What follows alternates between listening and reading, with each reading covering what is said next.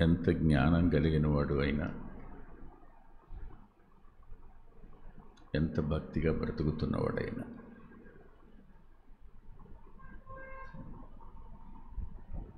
పరిస్థితులు ప్రతికూలమైనప్పుడు, ప్రజలు శత్రువులైనప్పుడు, శరీరం దాని స్వభావం కృంగదీసేటప్పుడు ఖచ్చితంగా భయానికి లోనవుతాడు. నేను భయపడను అని ఎవడు చెప్పలేడు. గత వారం చెప్పుకున్నాం, భయం అనేది నువ్వు పిలవకపోయినా తలవకపోయినా నీతో ఎల్లప్పుడూ ప్రయాణం చేయడానికి సిద్ధంగా ఉండే సహచరి అని. నిన్ను వదిలిపెట్టదు. విశ్వాసిని భయం పాలు చేయడం అనేది అపవాది యొక్క ఎత్తుగడ, తంత్రం. ఆలోచనల ద్వారా భయాలు ముసురుకుంటాయి. పరిస్థితులు పదే పదే జ్ఞాపకం వచ్చి భయాలకు ఆజ్యం పోస్తుంటాయి. ప్రజల యొక్క ప్రవర్తన ఆ భయాన్ని మనలో అధికం చేస్తూ ఉంటుంది. వీళ్ళెందుకు ఇలా తయారయ్యారు? వీరికి మనం ఏం తప్పు చేశాం? వీళ్ళెందుకు మన మీద ఇలా పగబెట్టుకున్నారు? అది కారణం. అంతేకాదు, నిన్నటి వైపు చూస్తే నిన్న చేయవలసినంత పని చేయలేకపోయాం. అనవసరమైన మాట వల్ల చేయవలసిన పని నిరర్ధకమైంది. అది పౌలు జీవితంలో జరిగింది.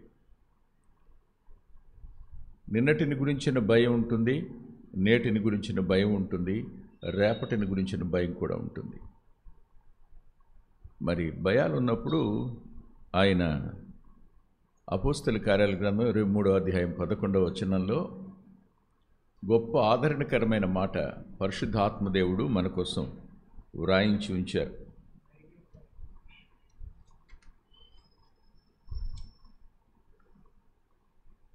ఆరాత్రి అది ఆరాత్రి అన్నప్పుడు జైల్లో ఇంకెవరు లేడు, పౌలు తప్ప.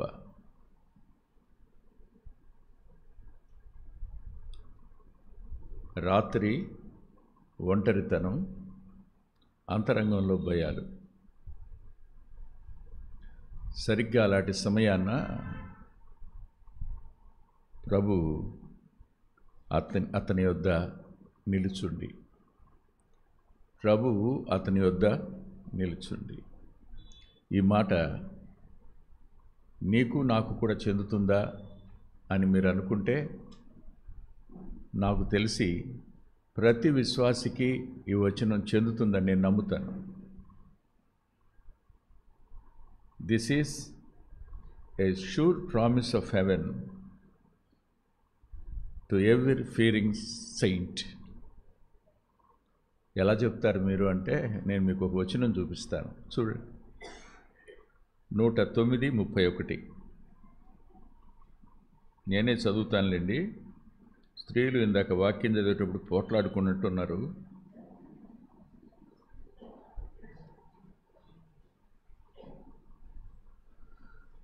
దరిద్రుని ప్రాణమును విమర్శకు లోబరుచు వారి చేతిలో నుండి అతన్ని రక్షించుటకై యెహోవా అతని కుడి ప్రక్కన నిలుచుచున్నాడు.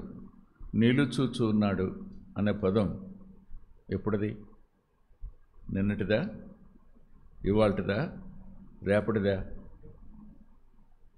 నిలుచుచు, దట్ ఈస్ హిస్టరీ.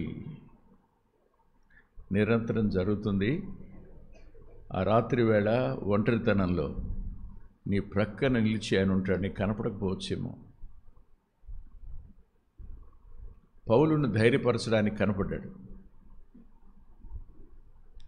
నువ్వు దేవునికి ఎంత విలువైన వాడివి, నీవు ప్రభువుకి ఎంత విలువైన దానివి ఒకసారి ఆలోచించు. మీ భవిష్యత్తు దేవునికి కావాలి, అమ్మనాన్నలక?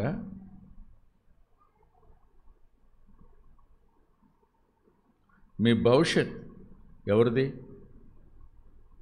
దేవునిది. ఆయన మిమ్మల్ని తనకి సాక్షులుగాను, తన నామ మహిమ కొరకు ఉపకరణాలుగాను, మీరున్న స్థలంలో తనకు సాక్షులుగాను, మీ జీవితాలలో తాను కనపడాలని ఆశిస్తున్నప్పుడు మనల్ని తన రక్తం పెట్టి కొనుక్కున్నవాడు ఎందుకు వదిలేస్తాడు? వదిలిపెట్టడు. దేవుడు నన్ను విడిచిపెట్టేశాడు అని ఇప్పుడు అనుకోవద్దు. అని అన్నాడు, వదిలిపెట్టాడు. ఒకటే, దేవుడు మనకు దూరం అయ్యాడు అనంటే పాపం ఒకటే. Sin is only the reason, nothing else. If you lose the presence of God, the exact reason is our sin.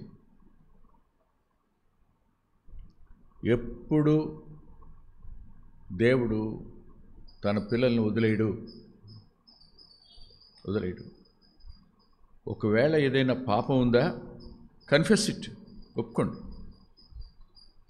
నమ్మదగిన వాడు నీతిమంతుడు గనుక ప్రతి పాపాన్ని క్షమించి సమస్త దుర్నీతి నుండి.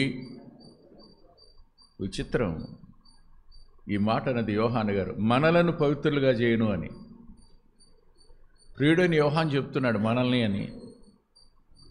ఆయన మనలో ఒక్కని వంటి వాడుగా చెప్పుకున్నాడు. అలాగే ఏలియా గురించి చెప్తూ అతడు మన వంటి స్వభావం గల మనుషుడే అన్నాడు. ఏలియాతో ఉన్నవాడే నీతో ఉంటాడు, దావీదుతో ఉన్నవాడే నీతో ఉంటాడు, పౌలుతో ఉన్నవాడే నీతో ఉన్నాడు. అయితే ఇక్కడ ధైర్యం అనే పదం, బీ ఆఫ్ గుడ్ చీర్, దేవుడు ధైర్యంగా ఉండండి అనే పదం అంటే దేవుడు ఏం చేస్తున్నాడు? ధైర్యాన్ని కలుగ చేసేటువంటి దేవుడు, ధైర్యాన్ని కలుగు చేసే దేవుడు. ఆయన ధైర్యం కలుగు చేస్తాడు. మనం ధైర్యం తెచ్చుకోవాల్సిన సందర్భం ఉంది, మనం ధైర్యంగా ఉండవలసిన పరిస్థితి ఉంది. ఈ ధైర్యం మనకు ఎలా వస్తుందో కొన్ని మాటలు చెప్పాక, గత వారం ఎక్కడ వర్తమానాన్ని ఆపానో దాన్ని కొనసాగిద్దాం. ధైర్యాన్ని గురించి మరి కొన్ని మాటలు చెప్పుకోవడం అవసరం అనిపిస్తుంది నాకు. చాలా సంవత్సరాల క్రిందట మాసిలామణ గారు ఆంధ్రక్రైస్తవ మహాసభలో మాట్లాడుతున్నారు. ఆయన మాట్లాడుతూ ఒక ఊహాత్మక దృశ్యాన్ని చెప్పారు. అదే మాట మనం బహుశా కౌమెన్ రాసినటువంటి డివోషన్స్లో కూడా కనపడుతుంది. ఆయన ఒక ఆమెను, ఒక విశ్వాసి, స్త్రీ పురుషుడిని చెప్పడం బాగోదు, ఒక విశ్వాసి, ఇద్దరూ కలిసి నడిచి వెళుతున్నారంట. నడిచి వెళుతున్నప్పుడు ప్రక్కకి తిరిగి చూసుకుంటున్నాడు, కుడి పక్కకి తిరిగి.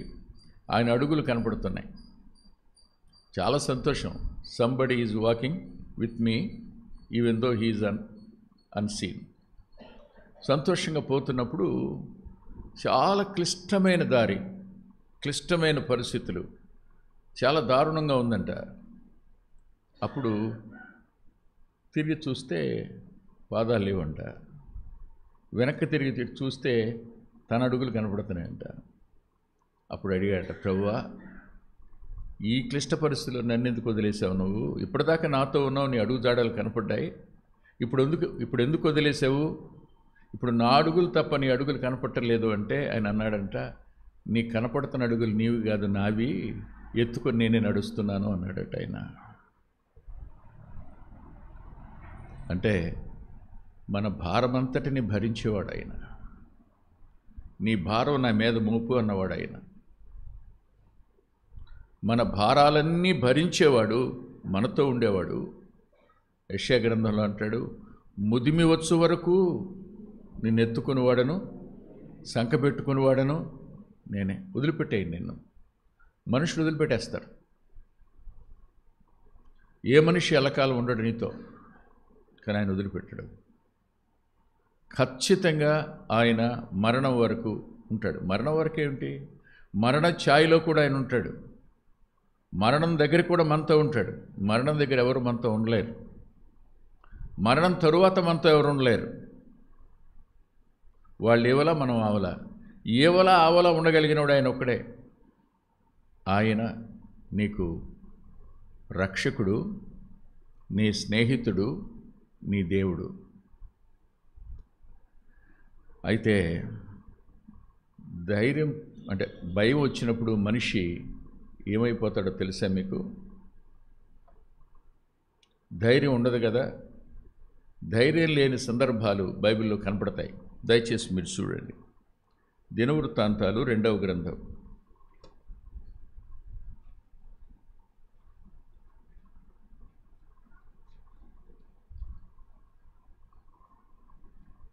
15వ అధ్యాయం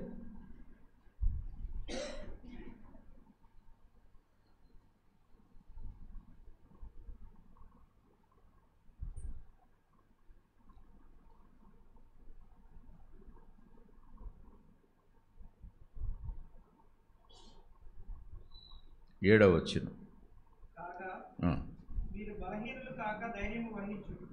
ఆలోచించండి. భయం అనేది మనిషిని బలహీనపరుస్తుంది. చాలా వీక్ అయిపోతాడు. మానసికంగా వీక్ అవుతాడు. ఆరోగ్యపరంగా, శారీరక బలపరంగా కూడా బలహీనమైపోతాడు. భయం అంతటిది. భయం వస్తే 10 మందిని కొట్టేవాడు కూడా దాక్కుంటాడు. నేను మధుర నగరం డానీని అడిగాను. తాను రౌడీ షీటరు. అవును, మీకేం భయం ఉండేది కదా అని. అన్నయ్య, ముందు అసలు మీదపడి కొట్టడానికి కారణం భయమేనా అన్నయ్య అని. మమ్మల్ని ఎక్కడ కొట్టేస్తాడని ముందు మేము కొట్టేసేవాళ్ళం. భయం. వాస్తవం. భయం మనిషిని బలహీనుడిగా చేస్తుంది, తొందరపడేటట్టు చేస్తుంది, తప్పటడుగులు వేసేటట్టు కూడా చేస్తుంది. గుర్తించండి, బలహీనమయ్యావా అపవాది చేతికి దొరికావే.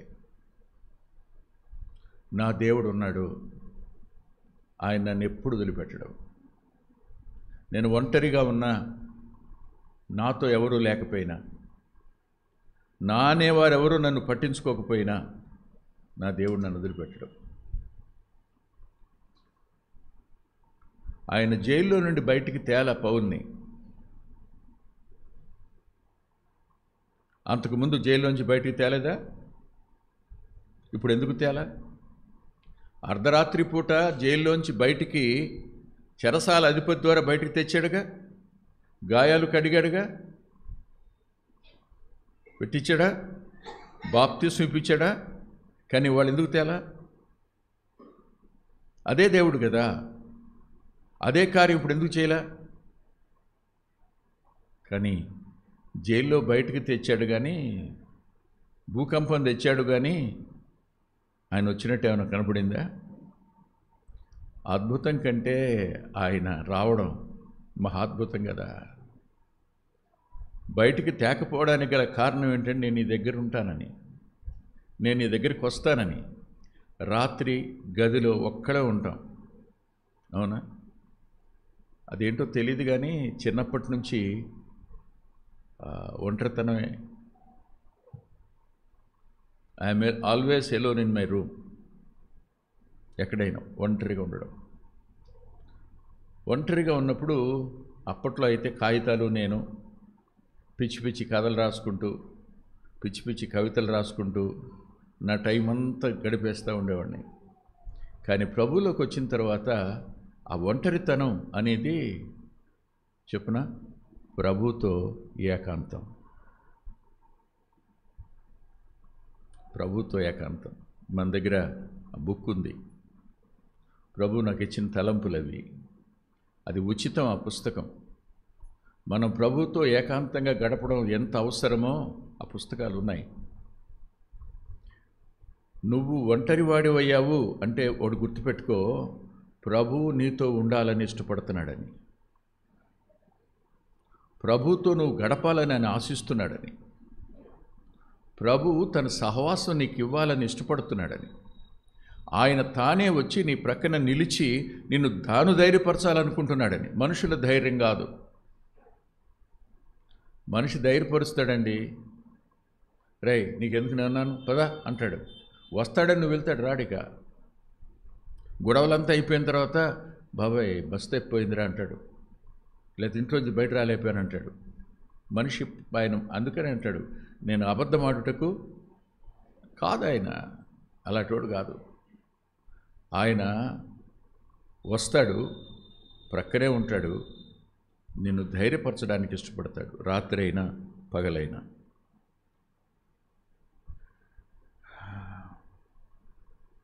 ఇక్కడ నేను రాసుకున్నాను, అదేమిటంటే పౌలుని జైల్లో నుంచి బయటికి తేలేదు, జైల్లోకి ప్రభువే వచ్చారు. రాత్రి 1 గంటకో 1:30కో రాసుకున్న మాట ఇది. మీటింగ్కి వెళ్ళి వచ్చిన తర్వాత కూర్చొని రాసుకున్నాను. ఈ మాట రాసినప్పుడు భలే ఆదరణ వచ్చింది. జైల్లో నుండి పౌలును బయటికి తేలేదు, జైల్లోకి ప్రభువే వచ్చారు. ప్రభు జైల్లోకి రావటం ఏంటండి? ఎవరికి జైలది? ఎవరికి జైలది? అరే ప్రభుతో అగ్నిగుండమా? మీరే చెప్పండి. ప్రభుతో శ్రమ, ప్రభుతో జైలా? అది ఏమైంది ఇప్పుడు? అరే జైలు దేవాలయం అయిందండి. నీతో ప్రభు ఉంటే నీ ఉన్నది ఎక్కడ? పరలోకంలో బాబు.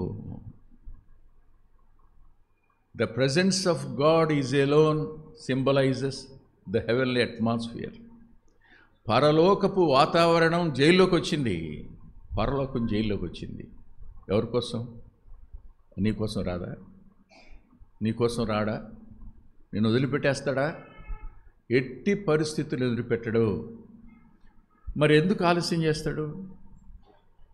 నువ్వు బలపడాలని, నువ్వు స్థిరపడాలని, నీవు అర్థం చేసుకోవాలని, అనేకులను ఆదరించడానికి సమర్థురాలుగా నువ్వు మారాలని. కష్టాల్లో నేను వదిలిపెట్టడానికి గల కారణం ఏంటనుకుంటున్నావు? వదిలిపెట్టేసి కాదు, పక్కనే ఉన్నాడు. కానీ నువ్వు బలవంతురాలు అవ్వాలి, నువ్వు బలవంతుడు కావాలి. అనేకులను ఆదరించడానికి శక్తివంతుడుగాను, ఓదార్చడానికి నీకు కావలసిన మాటలన్నీ ఎక్కడ దొరుకుతాయి అనుకుంటున్నారు? ఇక్కడే. నీ దుఃఖం నీకు తెలుసు, దుఃఖాన్ని నివారించడంలో నీకు తెలుస్తుంది. నీ దిగులు నీకు తెలుసు. చూడండి, ఇంకో మాట కూడా చూద్దాం. అదే దినవృత్తాంతాలు 2వ గ్రంథంలో 32:7లో ఇంకొక మాట కనపడుతుంది.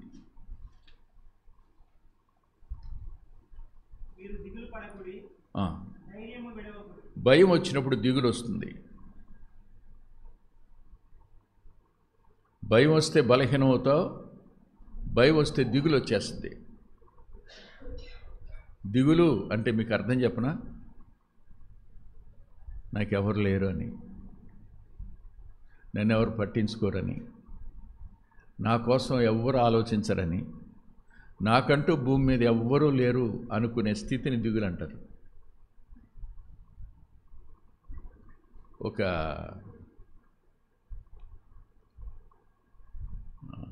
వేదాంతి ఆయన ఏమన్నాడంటే, 199 సమాధుల మీదట ఇతడు మనోవ్యాధి చేత చచ్చిపోయాడు అని రాయొచ్చంట. ఇతడు మనోవ్యాధి చేత, మనోవ్యాధి ఏంటి? దిగులేగా. దేనివల్ల చచ్చిపోతాడు మనిషి? మాట్లాడుతూనే ఉంటాడు, మాట్లాడినట్టే ఉంటాడు, ఎక్కడో ఉంటాడు. అన్నం తింటూ ఉంటాడు, ఎక్కడో ఉంటాడు. మనతో ఉంటాడు, కానీ మనతో ఉండడు. ఒక్కోసారి నాతో ఉన్న వాళ్ళని అడుగుతాను, ఎందుకు నిన్న గదిలోకి వెళ్ళాను, అదే వంటగదిలోకి వెళ్ళాను. అమ్మాయి ఎక్కడున్నావు అన్నా. ఇక్కడ లేవులే, నువ్వు చెప్పు ఎక్కడికి వెళ్ళావన్నా. నా ప్రక్కనే ఉంది కానీ ఇక్కడ లేదు. ఎక్కడున్నావు నువ్వు? కొడుకు దగ్గరికి, కూతురు దగ్గరికి వెళ్ళిపోయింది మనసు. అవునా? ఎక్కడుంది? పొయ్యి దగ్గర ఉందండి, స్టవ్ దగ్గర ఉండి పని చేస్తా కొడుకు దగ్గరికి వెళ్ళింది, కూతురు దగ్గరికి వెళ్ళింది. దిగులు నిన్నుగా ఉండనివ్వదు, నువ్వు చేసే పని నిన్ను చేయనివ్వదు, నిన్ను ధైర్యంగా ఉండనివ్వదు, కృంగదీస్తుంది. నాకెవ్వరూ లేరు, ఉన్నవాళ్ళని కూడా పోగొట్టుకునే పరిస్థితి దిగులు తెచ్చిపడింది. నా కోసం ప్రార్థించే సంఘం లేదా? నీ కోసం ప్రార్థించే ప్రభువు లేడా? నీకు ప్రార్థించడం రాదని నీ కొరకు విజ్ఞాపన చేసే పరిశుద్ధాత్మ దేవుడు లేడా? అంటే we're going to forget the heavenly helpers. పరసంబంధమైన సహాయకుని కూడా మర్చిపోయేటట్టు చేయగలిగిన దిగులు. అలాంటి పరిస్థితుల్లో ఆయన తానే వచ్చి ప్రక్కన నిలిచి రాత్రి పౌలు ఒంటరిగా ఉన్నాడు, ఆయన ప్రక్కనే నిలిచాడు. నిలిచినవాడు పౌలుతో ఇలా అన్నాడు. ఏమన్నాడు?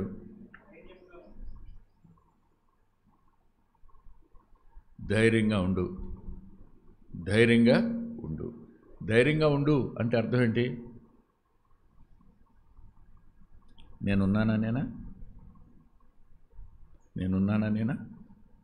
నీ అంతటి నువ్వే ధైర్యంగా ఉండు, నువ్వే దెబ్బలు. అదే ధైర్యంగా ఉండు అంటే అర్థం ఏంటి? నీ భయాలన్నీ నాకు తెలుసు, రేపేం జరగబోతుందో నాకు తెలుసు, నువ్వేం ఎదుర్కోవాలో నాకు తెలుసు, అవన్నీ నాకు తెలుసు. నేనే ఉన్నాగా నీతో, నేనే ఉన్నానా? పౌలు గారు సాక్ష్యం చెప్తాడండి. ఆ సాక్ష్యాన్ని నేను మీకు చూపిస్తాను, రండి దయచేసి, ఏమనుకోకుండా.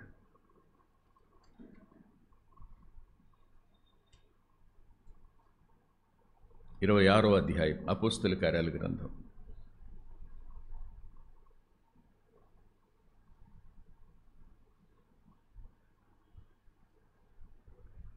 ఇరవై 21-22 వచనాలు. ఈ హేతువు చేత యూదులు దేవాలయంలో నన్ను పట్టుకొని చంపుటకు ప్రయత్నం చేసిరి, అయినను నేను దేవుని వలన సహాయం పొంది. ఎప్పుడు చెప్తున్నాడు ఈ మాట?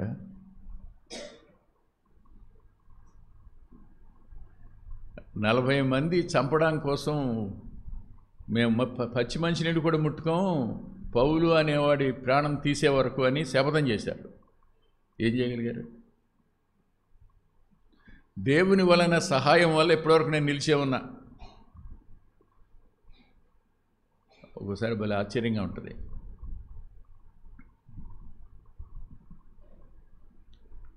రాత్రి అయింది.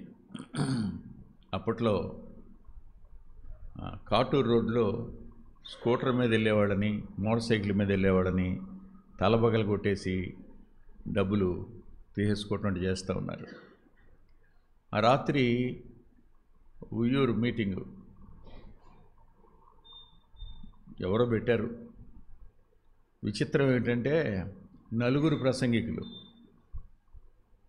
ఒకరు కాదు, ఇద్దరు కాదు. పాపం భార్యాభర్తలిద్దరూ అమాయకులు, ఆ సేవకులు. ఎంత అమాయకులు చెప్పడానికి లేదు. పిల్లలు లేరు వాళ్ళకి, పిచ్చి తరహాలో ఉండేవాళ్ళు. వాళ్ళు మీటింగ్ అయ్యా నువ్వు కూడా అంటే వెళ్ళా. వాళ్ళు అందరినీ ముందు మాట్లాడించి ఆఖరికి నాకు ఇచ్చారు. ఎన్ని గంటలకు అనుకుంటున్నారు మీరు? రాత్రి 11:30కి. నేను ఎన్ని గంటల వర్తమానం చెప్తాను? ఎప్పుడు చెప్పిన 50 నిమిషాలు, గంట చెప్తే ఎక్కువ. చెప్పి ముగించా, ఎవరు వెళ్ళా. అప్పుడు భోజనాలు. నిన్నటి భోజనం తిన్నాం. తిన్న తర్వాత నాతో ఎవరో లేరు, మోటార్ సైకిల్ వేసుకుని వస్తున్నా. కరెక్ట్గా కడవకొల్లు కొత్త వంతెన కట్టారు. పైకి వెళ్ళేదాకా వంతెన మీద ఎవరున్నారో తెలియదు. నేను స్కూటర్ని 60లో ఉన్నా. సహజంగా 60-70 మించి తోలేవాడిని కాదు. 60లో ఉన్నా. నేనేమో ఇక్కడ లేను, పాటలు పాడుకుంటా, అదొక సంతోషం. దేవుని పని చేసినప్పుడు వచ్చే సంతోషం ఎంతని చెప్పడానికి లేదు. సంతోషంగా కడవకోలు వంతెనాల ఎక్కుతూ ఉండగా చూసా, అటొకడు ఇటొకడు కర్రబట్టుకు నిలబడి ఉన్నారు. ఇటు ప్రక్కన ఒక అమ్మాయిని ఒక అబ్బాయిని కూర్చోబెట్టున్నారు. వాళ్ళ దగ్గర ఒక ముగ్గురు నలుగురు నిలబడి ఉన్నారు. ఏం చేస్తారో తెలీదు. నాకు అర్థమైంది అయిపోయానని. తగ్గించనా స్పీడు, వెనక్కి తిప్పనా, ఏం అర్థం కాల. ప్రభువా నీ ఇష్టం, నేను స్పీడ్ పెంచను, స్పీడ్ తగ్గించను, వెనక్కి వెళ్ళడానికి టైం లేదు. వెనక్కి వెళ్తే పరిగెత్తుకొస్తారు. వాళ్ళ మధ్య నుంచి వెళ్ళిపోతాను, నువ్వే సాయం చేయి. సరిగ్గా వాళ్ళు కర్రలు ఇలా పట్టుకునే ఉన్నారు. నేను వాళ్ళని దాటి ముందుకు వెళ్ళిపోయిన తర్వాత అరేరే వెళ్ళిపోయాడరా అనిపించింది. వాళ్ళ చేతులు కదలకుండా చేసింది ఎవరు? నన్ను కొడితే ఏమంటే 500 రూపాయలు కూడా ఉండవు, మోటార్ సైకిల్ తప్ప. కానీ కాపాడింది ఎవరు? ఇలాంటివన్నీ ఒకటి కాదు, రెండు కాదు. I faced so many occasions, చాలాసార్లు అడవుల్లో కూడా.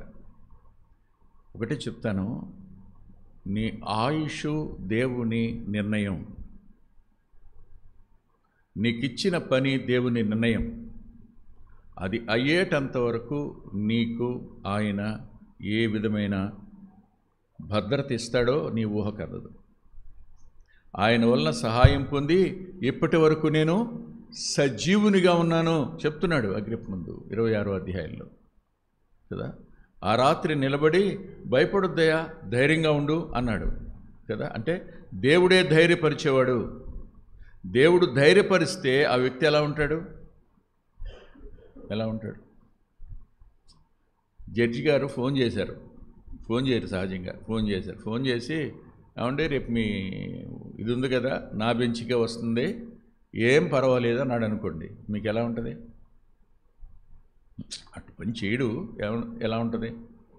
అందరికీ తీర్పు తీర్చేవాడు ఎవడు రేపు ధవళ సింహాసనం దగ్గర? ఆయన చెప్తున్నాడు, భయపడబాకండి అయ్యా అని. సర్వ ప్రాణాత్మదేహాలు ఎవరి చేతుల్లో ఉన్నాయి? ఆయన చేతుల్లో. ఆయన చెప్తున్నాడు ధైర్యంగా ఉండని. పరిస్థితులన్నీ ఎవరి చేతుల్లో ఉన్నాయి? ఆయన చెప్తున్నాడు ధైర్యంగా ఉండమని. కానీ మనమేమనుకుంటాం? ప్రతి చిన్న అనుమానం అంతరంగంలోనికి రాగానే, భయం అనుమానాన్ని చోటు చేసుకుని లోపలికి అడుగు పెట్టగానే ఆందోళన అధికమైపోద్ది. ఈ ఆందోళన మూలంగా ఎలా అయిపోతామంటే 160/120 వస్తుంది బీపీ. ఇంకా సేడు నరాలు చెట్లు చచ్చిపోతాడు ఈడ అనుకున్నంత. నువ్వైనా నేనేం అతీతమేం కాదు. ఆయన ధైర్యం ఇస్తాడు. ఆయన అంతరంగానికి కావలసినంత ధైర్యాన్ని ఇచ్చేవాడు ఆయన. ఇప్పుడు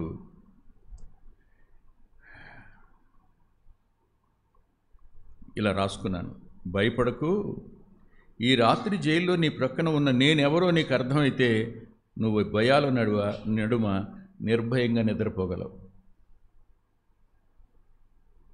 మళ్ళీ చదువునా? భయపడకు, ఈ రాత్రి జైల్లో నీ ప్రక్కన ఉన్న నేను ఎవరో నీకు అర్థమైతే నీవు భయాల నడుమ నిర్భయంగా నిద్రపోగలవు. ఎవరేం చేస్తారు నిన్ను? యెహోవా నాకు సహాయుడు, నేనెవరికి? ఎందుకని? ఆయన ఎవరో అర్థమైతే, ఆయన శక్తి సామర్థ్యాలు అర్థమైతే, ఆయన బలం అర్థమైతే భయపడవలసిన పనేమీ లేదు. సరే, ఇంకొక మాట చూపించి కొంచెం ముందుకు వెళ్తాను.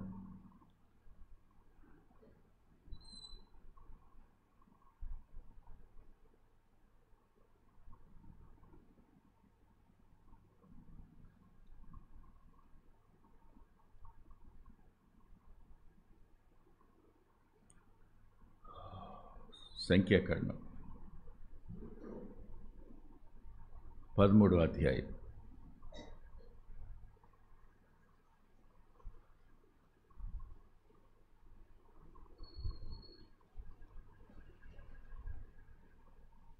30వ వచనం. సంఖ్యాకాండం 13వ అధ్యాయం 30వ వచనం. కాలేబు మోషే ఎదుట జనులను నిమ్మళపరిచి. ఈ మాట బాగుందా? కాలేబు యొక్క మినిస్ట్రీ ఇది.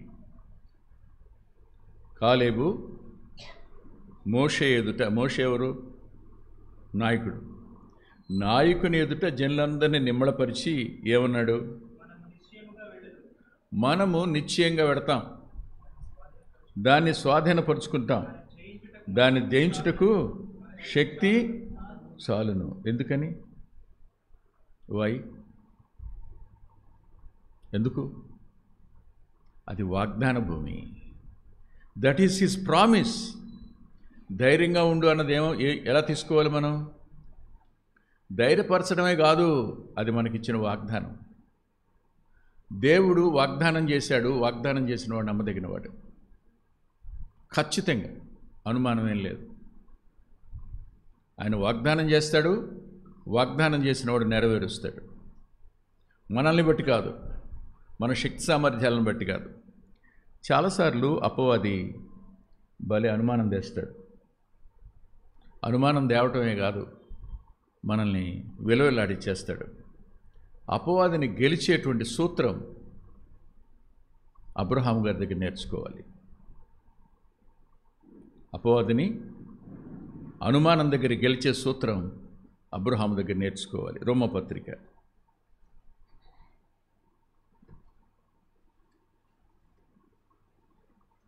4వ అధ్యాయం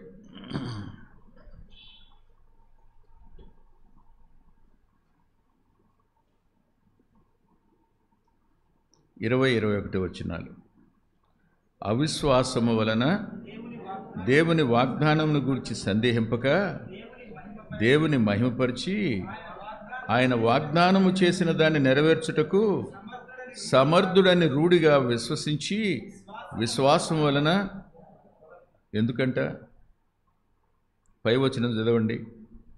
రమారమి 100 ఏండ్ల వయసు గలవాడై ఉండి అప్పటికి తన శరీరము మృత్యుల్యమైనట్లును శారా గర్భమును మృత్యుల్యమైనట్టును ఆలోచించెను గాని.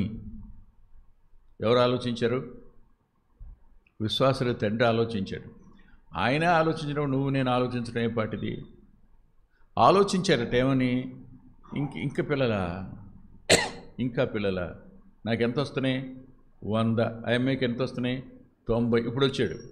వచ్చి, అబ్బాయి కరెక్ట్గా ఈ సంవత్సరానికి మీదటికి సమయానికి వస్తాను అబ్బాయి, కొడుకు పుడతాడు నీకు అన్నాడు.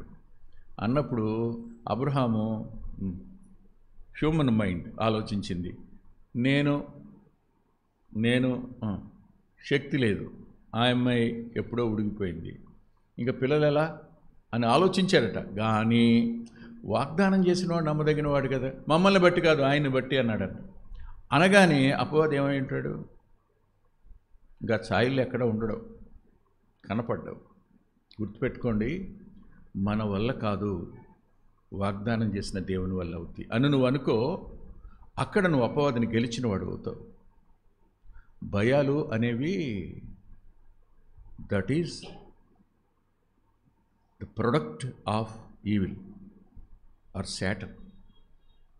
భయాలు శరీర స్వభావానికి ఎల్లప్పుడూ అందచేసేవాడు ఎవడో తెలుసా? వాడు. ఏదేనులో భయం లేదు, కానీ తప్పు చేశాక ఎక్కడున్నావంటే భయపడి. అంటే ఏం జరిగింది? అనుమానం విత్తాడు. అటు తరువాత అనుమానం వెంట ఏమేమి వచ్చేసేవి మీరు ఆలోచించండి. ఇప్పుడు భయం. కానీ మన వల్ల కాదు. రేపు వెళ్ళి మహాసభ ఎదుట నిలబడడం సాధ్యం కాదు. ఆ 40 మంది చేతుల నుంచి తప్పించుకోవడం సాధ్యం కాదు. అయ్యో, నిన్నటి దినాన నేను తొందరపడి ప్రధాన యాజకుడిని అన్నాను. ప్రధాన యాజకుడు పనంతా చెడగొట్టాడు. నాకైతే యూదుల కోసం ప్రాణం పెట్టాలన్నంత ఆశ ఉంది పౌలుకి. యూదులకి ఇదే ఆఖరి వర్తమానం చెప్పడం మళ్ళీ నాకు దొరకదిక. లాస్ట్ ఛాన్స్, ఫైనల్ మెసేజ్ తన జనాంగం కోసం. అసలు ఈయనంటాడండి, ఈ మైండ్ మనకెవరికీ లేదు. మన వల్ల కాదు కూడా.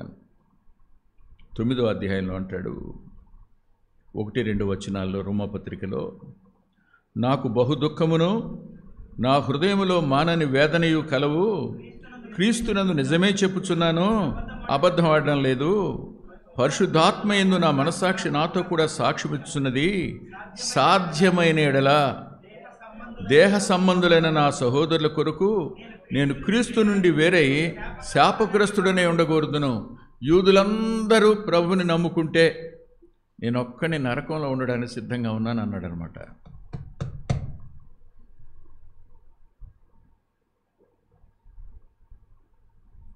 At the cost of his eternal punishment, he wants to save all his people. That is the desire of Paul. నేను ఒక్కనే నాశనమే నరకంలో ఉన్నా, నా వాళ్ళందరూ ప్రభువుని నమ్ముకుని పరలోకానికి అర్హులైతే చాలు, అంతటి బాధ నాకుంది. ఆ అవకాశం నిన్న పోయింది, గొడవ ఎక్కువైపోయిందిగా, తొందరపడి పరిసేయుడిని అన్నానుగా, అవకాశం పోగొట్టేసుకున్నా.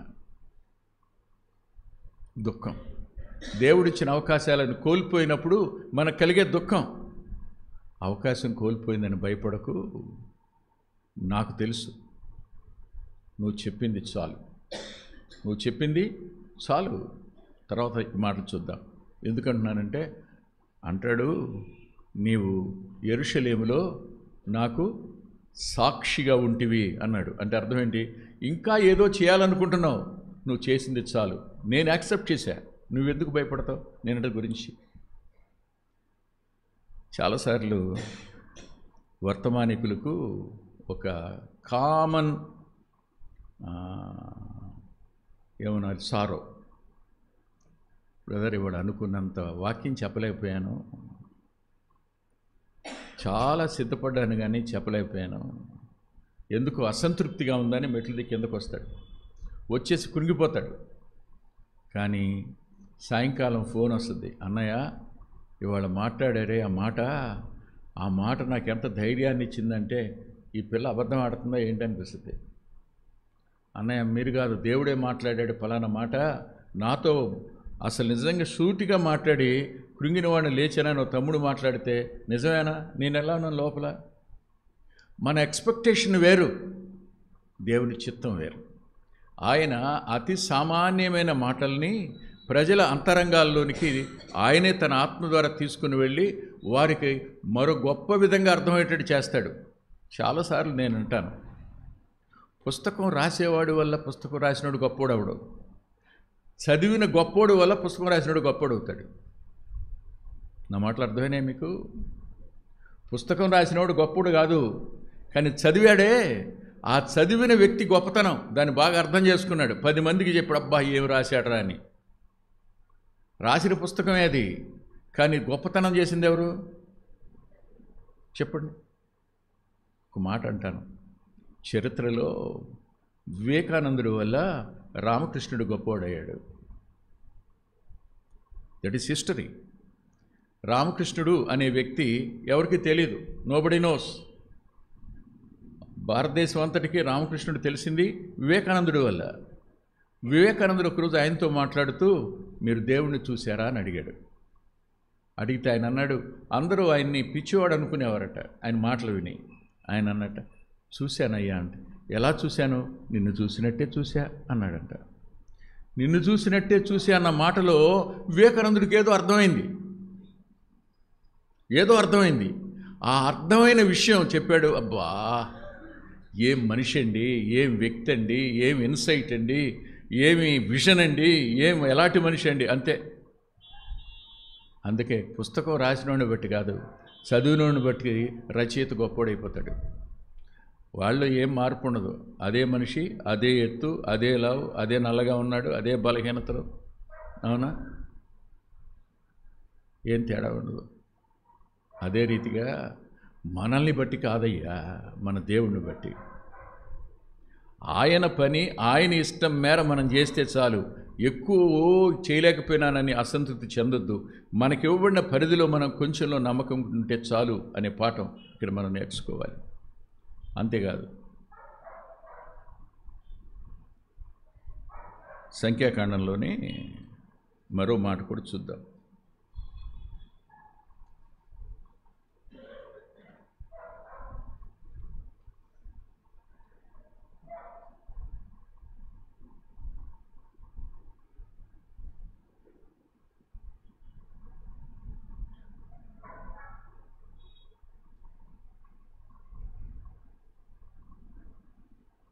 11వ వచనం చూడండి. వారి మధ్యను నేను 25 సంఖ్యాకాండం 25వ అధ్యాయం 11వ వచనం.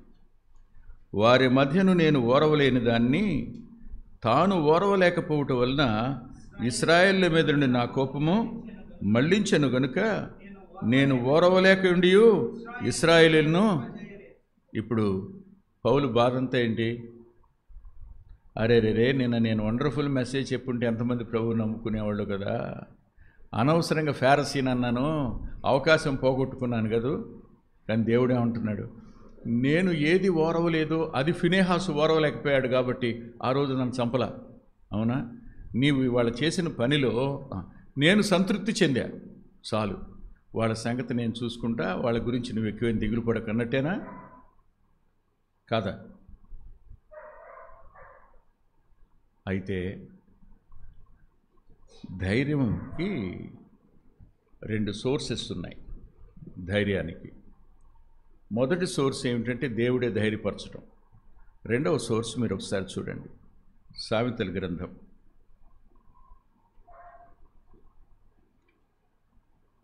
14వ అధ్యాయం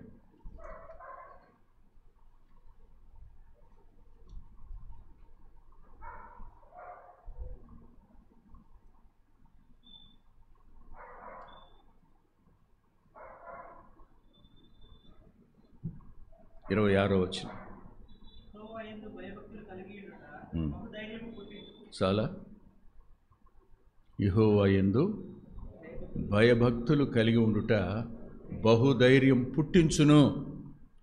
నీలో నాలో ధైర్యం పుట్టడానికి 2 factors are needed: godliness and fear of God.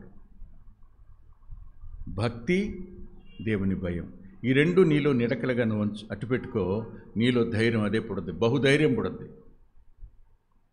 చాలా సరే. ఇప్పుడు బయలుదేరి మనం ఆయన ధైర్యంగా ఉండు అని సువార్తలో చెప్పుకుంటూ వచ్చాడని ఒక విషయం చెప్పాను.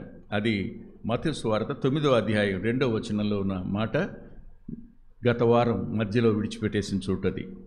తిరిగి ఇప్పుడు మనం అదే సువార్త దగ్గరికి వెడదాం. మత్తయి సువార్త 9వ అధ్యాయం.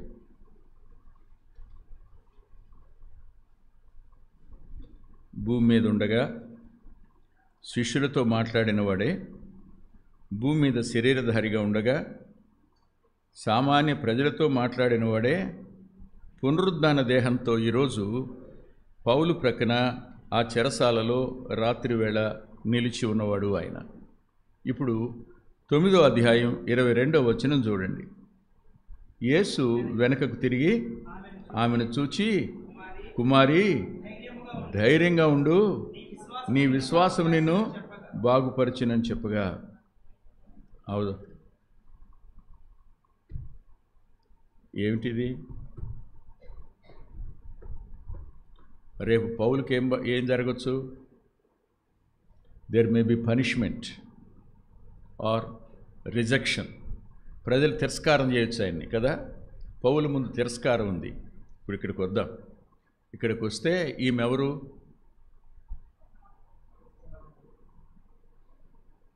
నాకు భలే విచిత్రం అనిపిస్తుంది. అదేంటంటే, చచ్చిపోయిన పిల్ల వయసు, ఈ అమ్మాయి రోగం ఒకే వయసు.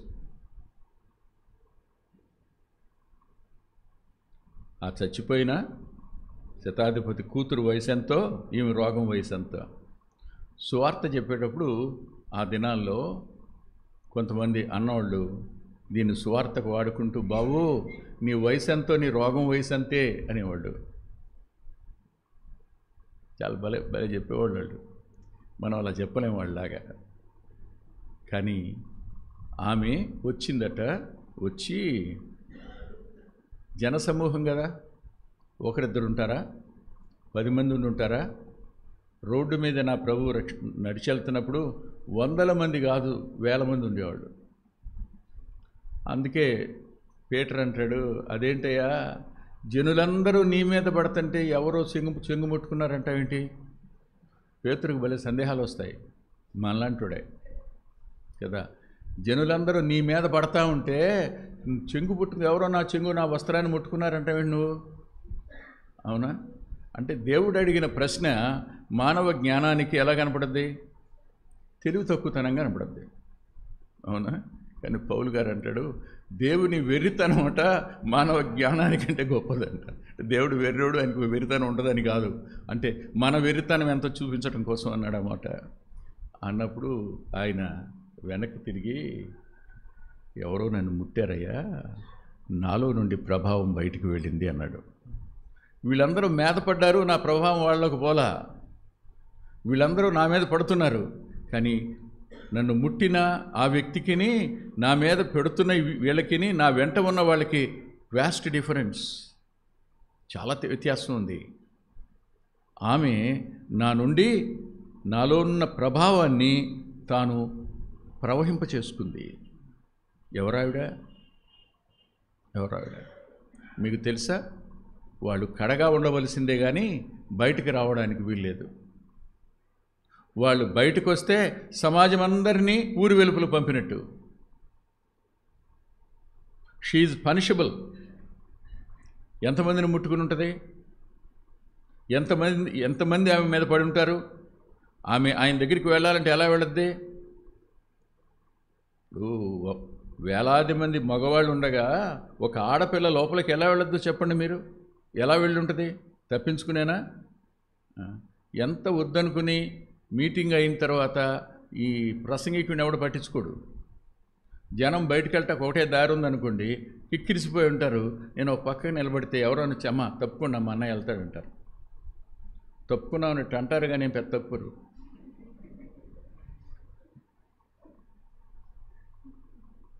అక్కడ ఎవరు తప్పుకున్నారు? ఆమెకి వెళ్ళి ముట్టుకుంది. ముట్టుకునేటప్పుడు ఏమనుకుని ఉంటుంది? నాకు ఈ రోగం ఉన్నదని వీళ్ళకి తెలిస్తే, నేను ఇప్పటి వరకు ఎన్నో వందల మందిని ముట్టుకుని వచ్చానన్న సంగతి వాళ్ళకి అర్థమైతే నేనేమవుతాను? ఇప్పుడు నేరస్తురాలుగా నిలబడాల్సి వస్తుంది. పౌలు రేపు నేరస్తుడిగా నిలబడబోతాడు.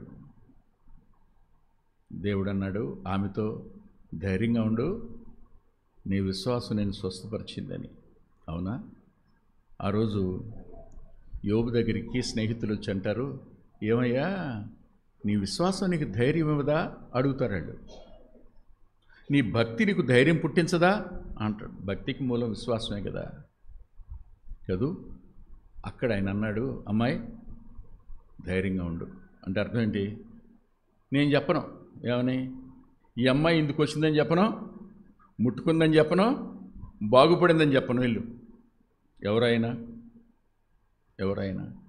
మన భయాలన్నిటినీ తన గుండెలో దాచుకుని ధైర్యాన్ని ఇచ్చేవాడు.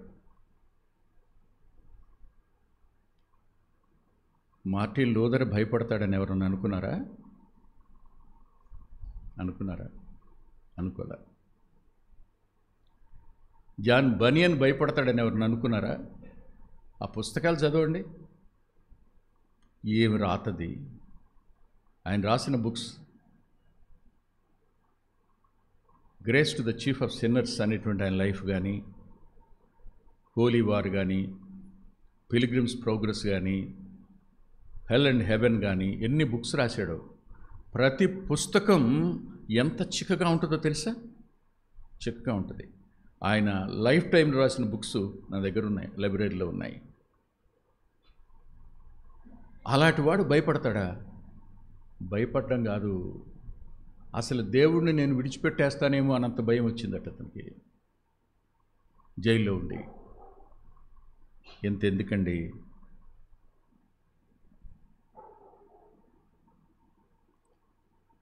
మన కాలంలో ఉండి చనిపోయిన ఒక వ్యక్తి, రష్యాలో చాలా ఇబ్బందులు పడినవాడు, ఇండియాకు కూడా వచ్చాడు. ఆయన రిచర్డ్ వరుణ్. ఆయన అంటాడు, బైబిల్ నా దగ్గర నుంచి తీసేశారు,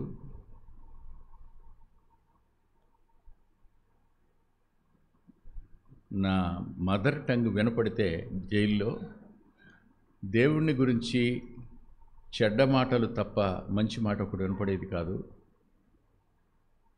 వాక్యం ఉండేది కాదు. దుఃఖం దుఃఖం దుఃఖం, అంతే పరిస్థితి. ఇంకొక భక్తుడు ఉన్నాడు. ఆనాటి జైలు పరిస్థితి ఏంటంటే ఇతన్ని లెటర్లు కడగడానికి పంపించారు. వెళ్ళి చూస్తే అక్కడ టిష్యూ పేపర్లు కదా వాడతారు. ఆ టిష్యూ పేపరు తీసేయాలి. ఈయన తీస్తున్నప్పుడు చూస్తే అది బైబిల్. వాళ్ళు దేనికోసం వాడారు? ఆ పేపర్ కడిగి జేబులో దాచుకున్నాడంట. రెండో రోజు వెళ్ళి, సార్ నేను లెటర్లే కడుగుతానండి అన్నాడంట. ప్రతిరోజు నన్నేయండి. ఎందుకని? బైబిల్ దొరుకుద్దని. తెచ్చి దీంట్లో దాచుకునేవట బైబిల్ కాగితాలన్నీ. వాళ్ళు బైబిల్ని చించి టిష్యూ పేపర్గా వాడారు.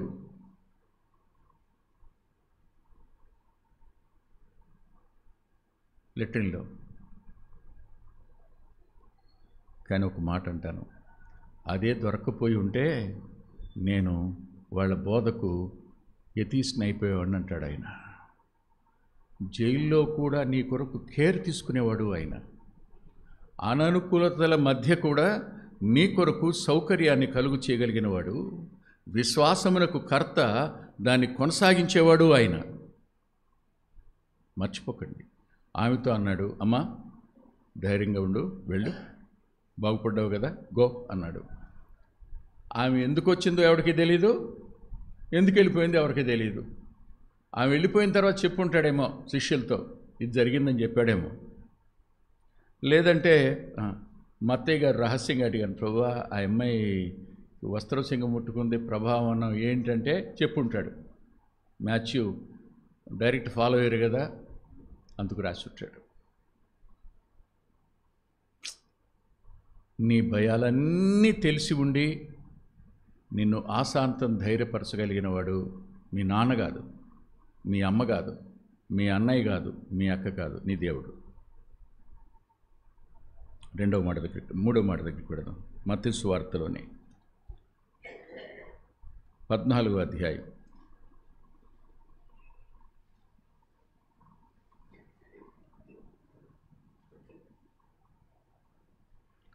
27వ వచనం.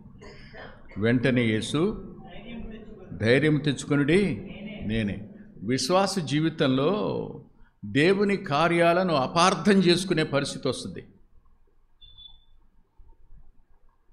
దేవుడు చేసే కార్యాలను మనం సరిగా అర్థం చేసుకోలేక అపార్థం చేసుకునే పరిస్థితులు వస్తాయి.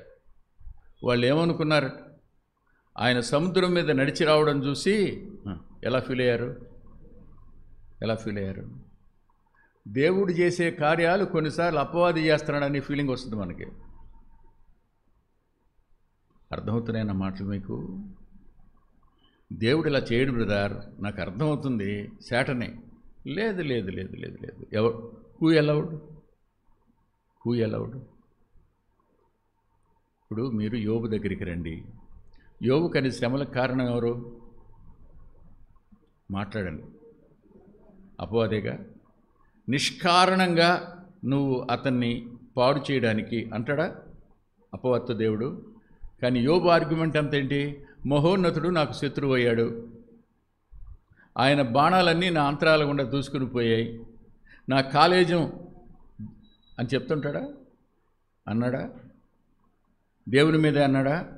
అరే నువ్వు దేవుని మీదేంటే అంటావు? దేవుడు తప్పు చేస్తాడా? మహోన్నతుడు అన్యాయం చేయటం అసంభవం అని వాళ్ళు ఆర్గ్యూ చేస్తారు. కానీ చివరికి దేవుడు అన్నాడు, నా సేవకుడని యోబు నా గురించి అదేంటి? దేవుడు అనుమతించకపోతే అపవాది నిన్నేం చేయలేడు. దేవుడు అనుమతించాడు అని అంటే దాని వెనక దాచిన మేలు చాలా గొప్పదేదో ఉంది, అది మనకు అర్థం కాదంతే. అపార్థం చేసుకునే సందర్భాల్లో భయాలు వస్తాయి. దేవుని కార్యాలను మనం అపార్థం చేసుకుంటాం. అపార్థం చేసుకున్న ప్రతిసారి భయాలు వస్తాయి, చాలా భయాలు వస్తాయి.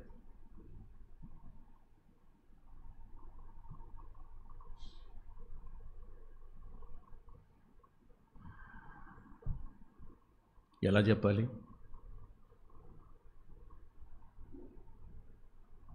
మీరు ఆలోచించండి. నేను ఒక చిన్న బిబ్లికల్ ఇన్సిడెంట్ చెప్తాను. దావీదు గారు ఫిలిస్తీయుల వెంట ఇశ్రాయేలీయుల మీద యుద్ధానికి వెళ్ళాడా? వెళ్ళిన తర్వాత ఫిలిస్తీయ సర్దారులందరూ అన్నారు, ఇతను ఎందుకు ఎంత పెట్టుకొచ్చావు నువ్వు? ఇతని గురించి కదా సౌలుకు 1000 దావీదుకు 10,000 అన్నారు. ఇతడు మనతో వచ్చాడనుకో, వెనకాల వీళ్ళు ముందు వాళ్ళు మధ్యలో మనల్ని చంపేస్తారు, ఇతను పంపించే అన్నాడు. అన్నప్పుడు దావీదు వెళ్ళి అంటాడు, రాజా నీ దృష్టిలో నేను ఏదైనా తప్పు చేశానా? నన్ను నిలుపమంటున్నావు, నా వాళ్ళని తీసుకుని నిలుపమంటున్నావు ఏంటి? యుద్ధానికి మీతో యుద్ధం చేయడానికి నేను వస్తే నువ్వెందుకు మమ్మల్ని తిప్పి పంపించేస్తున్నావు అంటే, అతను అంటాడండి, నువ్వు నా కంటికి దేవదూతలా కనపడుతున్నావయ్యా, కానీ సర్దార్లు ఒప్పుకోవట్లేదు, దయచేసి తిరిగి వెళ్ళిపో అంటాడు. యుద్ధాయుధాలు కవచాలు అన్నీ ధరించి యుద్ధానికి సన్నద్ధమైన దావీదు తన వెంట ఉన్న వాళ్ళందరినీ వెంట పెట్టుకుని తల వంచుకుని తిరిగి సిక్లెక్కుని వస్తున్నాడు. అవునా? ఎలా ఉంటుందో వాళ్ళ మనసు? అవమానం. ఎందుకు చేశాడు ఇలాగా? ఎందుకు చేశాడు? తీరా వచ్చి చూస్తే సిక్లకు తగలబడిపోయింది. భార్యలు లేరు, పిల్లలు లేరు, ఆస్తి లేదు, అంతా దోచుకుపోయింది. వాళ్ళే గనక తిరస్కరించకపోతే వీళ్ళని తిరిగి సంపాదించుకునేవాళ్ళ. మనం దేవుని కార్యాలను అపార్థం చేసుకుంటాం, కానీ దాని వెనక ఉన్న మేలు మనకు అర్థం కాదంతే. అర్థం కాదు. దేవుని కార్యాలను అపార్థం చేసుకున్నప్పుడు భయాలు వస్తాయి. అప్పుడు చెప్తున్నాడు, భయపడొద్దు. మరో మాట, యోహాను సువార్త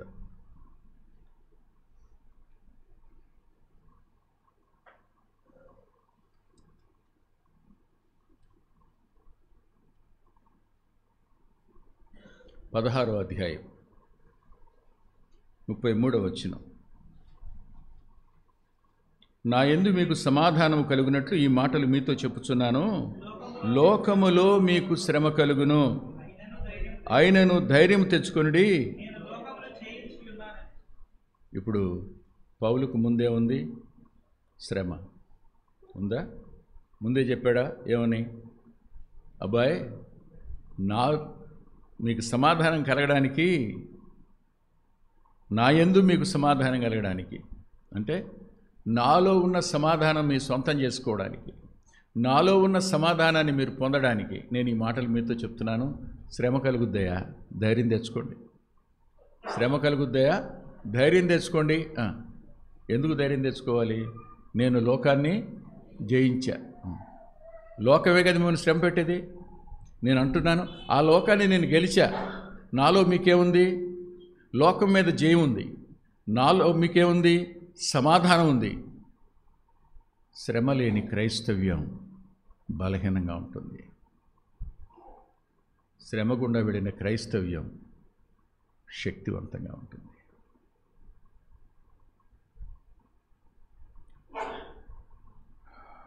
కష్టాలు, మా అమ్మ ఇలా అనేది, అదేంటి బాబు, కష్టాలు మనుషులకు కాక మానులకు వస్తాయా అనేది. కష్టాలు మనుషులకు కాక మానులకు వస్తాయంటే చెట్లకని. ఈవిడ ఎలాగా అంటారు, పాపం చెట్లన్నీ కష్టపడదు, దానికేం తెలుసు అనుకునేవాడు నేను. అవునా? వాటిని ఆపేవాడెవడు? కొట్టేయండి నారాయణ గారు అన్న, మొత్తం కొట్టిపారేశాడు. అవునా? తలకొండ నరికేస్తారు. వాటి కష్టాలు అట్టుకుంటాయి. ఒకసారి జానకిరెడ్డి గారి కింద వాక్యం చెప్తా అన్నాడు. మీరు అనుకుంటారు జానకిరెడ్డికి ఏంటి, భార్య లేదు, పిల్లలు లేరు, బ్రహ్మచారి, ఏ కష్టం లేదనుకుంటారు మీరు బాబు, పీత కష్టాలు పీతకు కూడా ఉన్నాయన్నాడు ఆయన 35 సంవత్సరాల క్రిందట. పీత కష్టాలు పీతకు కూడా ఉన్నాయన్నాడు. కష్టం లేని మనిషి ఎవడో ఉండడు. కానీ గుర్తుపెట్టుకోండి, ఆయన గెలిచాడు, మనకు ఆ గెలుపులో పాలిస్తాడు. అందుకే అంటాడు యోహాను సువార్త రాస్తూ, మనందరికీ పరిచయమైన మాట, యోహాను సువార్త పత్రిక, యోహాను మొదటి పత్రిక 5వ అధ్యాయంలో 5వ వచనం.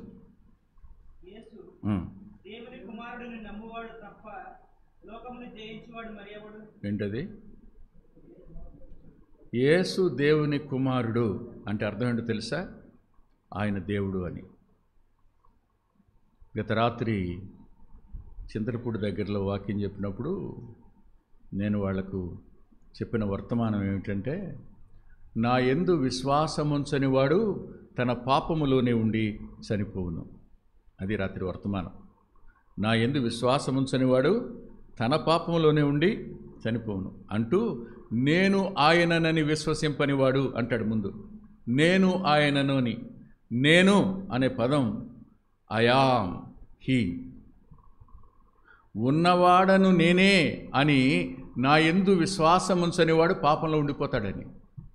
క్రీస్తేసు ప్రభు యొక్క దైవత్వం మీద ఇసుమంతైన అనుమానం కలిగిన వాడు పాపంలోనే ఉండి నరకానికి పోతాడు, అనుమానం లేదు. క్రీస్తేసు దైవత్వం మీద ఎవరికైనా సందేహం వస్తే still they are in sin, అనుమానమే లేదు. ఇక్కడ అన్నాడు ఆయన ఆయనకు దేవుని కుమారుడు అని. అంటే దేవుని కుమారుడు అంటే దేవుడేనేనా? ఆయన 8వ అధ్యాయంలో చెప్తూ యోహాను సువార్తలో వరుసగా చెప్తాడు, నేను తండ్రి నేను అంటాడు. ఇంకా ముందుకు వచ్చిన తర్వాత అంటాడు, అబ్బాయి మీరు అవమానిస్తున్నారు, నేను చెప్పినవన్నీ తండ్రి చెప్పినవేనయ్యా అంటాడు. ఇంకా వచ్చిన తర్వాత నేను అబ్రహాం కంటే ముందే ఉన్నానయ్యా అంటాడు. ఇవన్నీ ఏం చెప్తున్నాడు ఆయన? తన దైవత్వాన్ని గురించే చెప్తున్నాడు. నమ్మారా వాళ్ళు? నమ్మల. కానీ వాళ్ళకి ఒకటి అర్థమైంది, ఇతడు మానవుడయ్యుండి దేవుణ్ణని చెప్పుకున్నాడు. మానవుడయ్యుండి అసలు యేసుప్రభుని చంపింది ఎందుకు? అందుకే మానవుడై ఉండి దేవుడని చెప్తున్నాడని చంపారు. ఎక్కడ చెప్పాడు యేసుప్రభు దేవుడిని? పిచ్చ ఆర్గ్యుమెంట్లు చేస్తున్నారు వీళ్ళు. వాళ్ళకి బుర్ర ఉంది, వాళ్ళకి అర్థమైంది, నీకు బుర్ర లేదు, నీకు అర్థం కాదు, అంతే లేఖనం. యేసు క్రీస్తు దేవుని కుమారుడు అంటే అర్థం ఏంటంటే దేవుడు అని. నా యందు విశ్వాసం ఉంచేవాడు లోకాన్ని గెలిచినవాడయ్యా అన్నాడు. అందుకే ఇంకా కొంచెం చూస్తే ఒక అద్భుతమైన పదం మనకు కనపడుతుంది. అది చూడండి 4వ వచనంలో. లోకమును జయించిన విజయము మన విశ్వాసమే. ఏ విశ్వాసం? యేసు క్రీస్తు ప్రభు దేవుడు అన్న విశ్వాసం లోకాన్ని గెలిచిన విజయం. లోకం అనుమానంలోనే ఉంది, మనమైతే ఆయన అంగీకరించి జయించిన వాళ్ళమయ్యాం. అపవాదిని గెలిచాం, మరణాన్ని గెలిచాం. మరణానికి అపవాదికి మూలం అవిశ్వాసమేగా. విశ్వాసం ఉంచడం వల్ల వాళ్ళు ఆ రెండింటిని గెలిచాం. లోకంలో ఉన్నదంతా నేత్రాశ, శరీరాశ, జీవపుడము, అది దేవుని వల్ల కలగల, వాడి వల్ల కలిగింది. కాబట్టి వాడిని గెలిచిన మనం వాడి వల్ల కలిగిన ప్రతిదాని మీద జయం వస్తుంది, అనుమానమేం లేదు.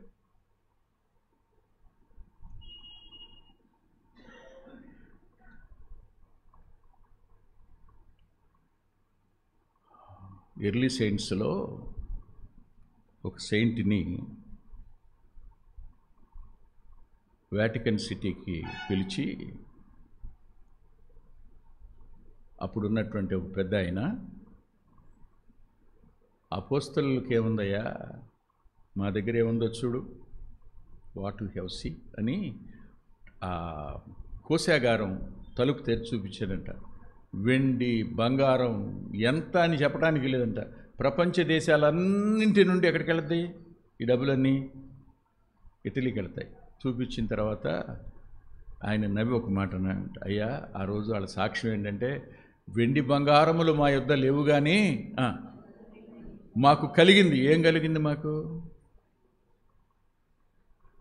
అయ్యా ఇవన్నీ ఉన్నా అది లేదుగా మీకు అన్నాడంట. ఏది ముఖ్యం? The Born again experience is so important rather than riches. ఐశ్వర్యం కంటే తిరిగి జన్మించిన అనుభవం గొప్పది. అట్టివాడు ధైర్యవంతుడు. ధైర్యాన్ని ఆయన కలగజేస్తాడు. దేవుని యందలి భయభక్తులు ధైర్యాన్ని పుట్టిస్తాయి.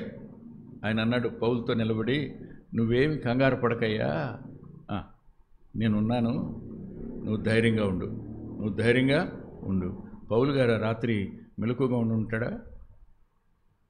ఉంటే సంతోషంగా ఆరాధిస్తూ ఉంటాడు. ఆరాధిస్తే నిద్రలోకి వెళ్ళి ఉంటాడు. తెల్లవారు లేచినోడికి ఎలా ఉంటాడు? నేను చెప్పనా, 1000 ఏనుగుల బలం వచ్చి ఉంటుంది. ఎవడికి భయపడ్డాక. ఎందుకని? రాత్రి ఆయన వచ్చాడు, నాతో చెప్పాడు, నువ్వు రోమాకి వెళ్ళాలని. ఇక్కడ ఎవడు నేను చంపలేడనేగా. పేతురుతో చెప్పాడు, పేతురు నువ్వు ఇప్పుడు నీ ఇష్టం వచ్చినట్టు వెళ్తున్నావు, ఒకరోజు వస్తుంది నిన్ను అడుగు వేరొకడు గడతాడు, నీకు ఇష్టంలోని చోటుకి వెళ్తాడు అన్నదే జైల్లో హాయిగా పేతురు నిద్రపోవడానికి కారణం. తెల్లవారి రాజు కాదు, వాళ్ళ తాత కూడా నా ప్రాణం తీయలేడు. దేవుడు ఏమన్నాడు? నువ్వు ముసలోడు అయ్యేదాకా ఉంటా ఉన్నాడు కదా, అప్పటిదాకా ఉంటా, అందుకనే రాత్రి హాయిగా నిద్రపోయాడు. భయాలకు దేవుని సన్నిధి పరిష్కారం కాదా? దేవుని భయభక్తులు, ఆయన వాగ్దానం పరిష్కారం కాదా? ఆయన అన్నాడు ధైర్యంగా ఉండండి అని.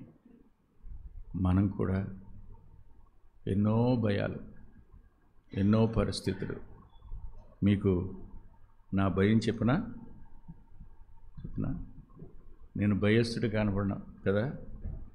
నిలబడినప్పుడు నా స్నేహితుడు అన్నాడు, అరే పబ్లిక్ మీటింగ్లో నేను చూస్తే పులిలాగా సింహంలాగా ఉంటావురా మైక్ దగ్గర, నువ్వు ఇదేంటిరా గదిలో వెలువెల్లాడిపోతావు, మోకరిస్తావు, లేస్తావు, ఏడుస్తుంటావు, ఏంట్రా ఇది అన్నాడు. ఫస్ట్ టైం చూసేటప్పుడు నన్ను అక్కడ, ఎక్కడ, చీరాల మీటింగ్స్లో.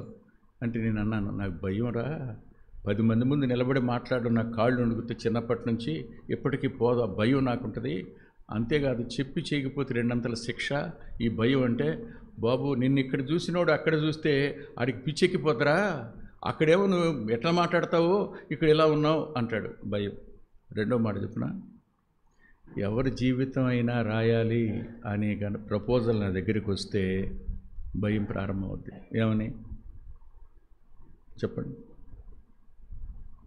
ఓటీ జేమ్స్ గారి బుక్ రాశానా, ఇటువంటి శ్రమల గుండా వెళ్ళని చెప్పలేను. ఇంకా still the sufferings are continuing, కొనసాగుతూనే ఉంటాయి. పుస్తకం రాశాను, రాస్తున్నాను అంటే మానసికంగా, శారీరకంగా, అన్ని రకాల, ఆత్మీయంగా, financially, church oriented, ministry oriented అన్నీ వచ్చి ఒకసారి మీద పడతాయి. భయం వచ్చేస్తుంది. అందుకనే భయపడుతూ ఉంటాను. మళ్ళీ అడుగుతాను, అయ్యా ఈ పుస్తకం రాసిన తర్వాత చచ్చిపోతానేమో కదా, పుస్తకం ముగించి చనిపోవడానికి సాయం చేయమని ప్రార్థన చేస్తాను. భయాలు వస్తాయి, కానీ ఒకటి, ఎన్ని రాయడానికి కృప చూపించాడు? చూపించలా? ఉన్నాడా? ఒకవేళ ఇంకెవరి జీవితం రాయడానికైనా దేవుడు అనుమతిస్తే రాస్తా. ఆయన ఉన్నాడు కాబట్టి. వెంకటరత్నం అయితే పిరికోడే, నువ్వైనా పిరికివాడువే, కానీ మన దేవుడు ధైర్యాన్ని ఇచ్చేవాడు. నీ భవిష్యత్తులో నిన్ను ఓడిపోనివ్వని దేవుడు అయినా,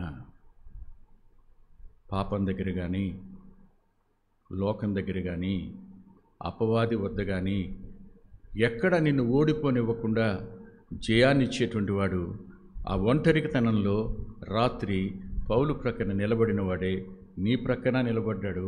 దరిద్రుల ప్రాణాన్ని రక్షించడానికి వారి కుడి ప్రక్కన నిలబడతాను అన్నవాడు, వాగ్దానం చేసినవాడు, నమ్మదగినవాడు. మోకరించి మనం బలలో పాలు పంపులు పొందాం. మోకరిద్దాం, ప్రార్థన చేసుకుందాం. దయగలిగిన మా గొప్ప తండ్రి, కృప కలిగిన మా దేవ, ఈ మాటలు కేవలం గణగణలాడు రోగే గంట లాంటివి కాకుండా జీవం ప్రవహించి నీ పిల్లల అంతరంగాలకు ఓదార్పును, ధైర్యాన్ని ఇచ్చినట్లు సాయపడమని యేసుక్రీస్తు ప్రభువారి పేరిట ప్రార్థిస్తున్నాం తండ్రి. ఆమేన్.